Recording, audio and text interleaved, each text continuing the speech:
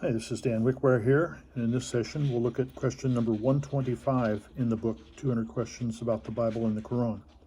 So here's the question. Is detailed information given concerning future events at the end of the world? Yes in the Bible, but no in the Qur'an. When we talk about future events, this is known as the subject of eschatology. In the Arabic, it's called Gayb. Gayb Haber is the news of the future. It's prophetic or predictive in nature. And the word Gayb, it means information about the unseen, the hidden, knowledge of the past and or future. And when we look at the Bible, approximately 27% of the Bible is prophetic or predictive in nature.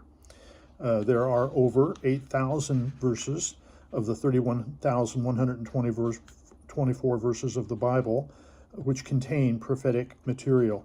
So, approximately a quarter of the Bible is predictive in nature, prophetic in nature. However, when we look at the Qur'an, there is really nothing similar to what we see in the Bible. There is no prophetic genre in the Qur'an at all. And so, in fact, the word prophet in the Bible is nebi or nabi in the Arabic, and this means someone who has knowledge of the unseen or knowledge of the future. Let's look at the Bible, first of all, and see what it says about this subject. Matthew 24, Jesus is talking to his disciples. They asked him, "Tell us, when will these things be, and what will be the sign of your coming and of the end of the age?" That's verse 3. Verse 14. "And this gospel of the kingdom will be preached in all the world as a witness to all nations, and then the end will come." Verse 25. "See, I have told you beforehand." So Jesus is telling his disciples in advance. It's prophetic in nature. He's telling them what's going to happen. He's given them the whole chapter details a whole bunch of different events that are going to signal the return of Christ. The book of Revelation, the last book of the Bible, is full of future events. Verse 1:1 says this: "The revelation of Jesus Christ, which God gave to him to show his servants things which must shortly take place." So the whole book is going to be predictive or prophetic in nature. Revelation 1:7, "Behold, he is coming with clouds, and every eye will see him." It's talking about the physical return of Jesus Christ at the end of the age. He's coming on the clouds, and everybody's going to see him. Revelation 14:6 says this: "Then I saw another angel flying in the midst of heaven, having the everlasting gospel to preach to those who dwell on the earth, to every nation, tribe, and tongue and people." Notice that when he says, "I saw," he's seeing into the future by the prophetic gift of God. And what does he see? He sees the everlasting gospel. What is the gospel? The gospel is that Jesus Christ died for our sins, according to the scriptures, that he was buried, and that he was raised again, according to the scriptures. This gospel is termed what? It's the everlasting gospel. And so it's going to be lasting all the way right up until the very end, to the return of Christ. Again, Revelation 15:1, "Then I saw," this is again, he's seeing into the future, "I saw another sign in heaven, great and marvelous, and 7 angels having the 7 last plagues." These are things that are going to happen in the future, the 7 last plagues, "for in them is the wrath of God complete." Revelation 16:1, "Then I heard a loud voice from the temple saying to the 7 angels, 'Go and pour out the bowls of the wrath of God on the earth.'" Again, these are things that are going to happen in the last days in the future.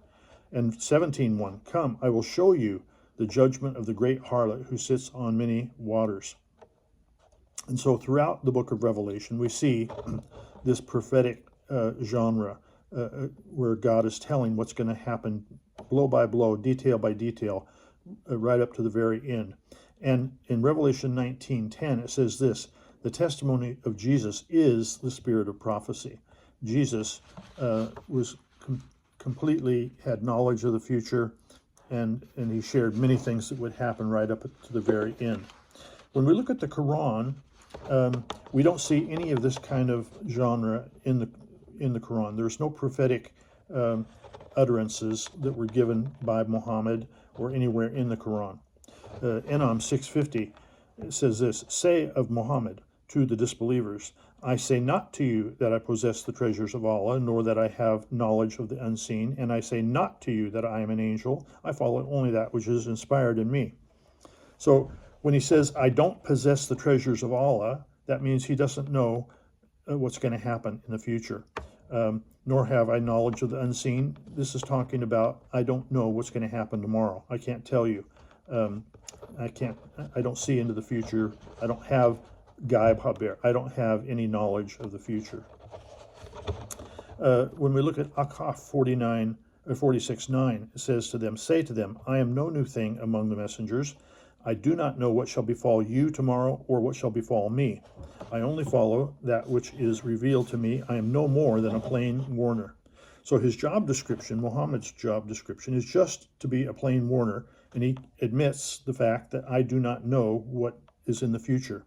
I only follow what is revealed to me. He had no knowledge. God gave him no knowledge of what was going to be happening in the future. So,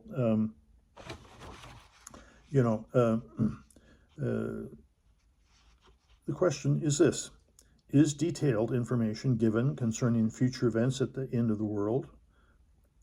Yes, in the Bible, but no, in the Quran.